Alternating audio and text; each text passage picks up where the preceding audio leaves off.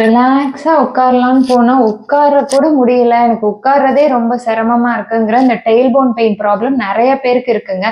ஹார்டான சர்ஃபேஸ்ல உட்கார முடியாது, என்னால தரையில உட்கார முடியாது, டூ வீலர் ரொம்ப நேரம் டிரைவ் பண்ண முடியாதுங்கிறீங்களா? உங்களுக்கு தான் இந்த பதிவு. வாங்க பார்க்கலாம். முக்கியமா யாருக்கு வரும்னா, குழந்தை பிறக்கிற டைம்ல இந்த காக்சிக்ஸ் போன், சாக்ரல் போன் சுத்தி இருக்கிற மசில்ஸ் அண்ட் லிகமெண்ட் ஸ்ட்ரெயின் ஆகி ஆஃப்டர் டெலிவரிக்கு அப்புறம் நிறைய பேருக்கு இந்த பிரச்சனை இருக்குங்க. அப்புறம் வந்து டைரக்டா ஹிட் இன்ஜுரி ஆகி இந்த காக்சிக்ஸ் போன் வந்து உட்கார்ற மாதிரி ஹிட் இன்ஜுரி ஆனாலும் இந்த பெயின் வரும். அப்புறம் ரொம்ப நேரம் உட்கார்றவங்க, ரொம்ப நேரம் வண்டி ஓட்டுறவங்களுக்கு இந்த சுத்தி இருக்க மசில் வீக்னஸ் ஆகி இந்த ப்ராப்ளம் வரலாம்.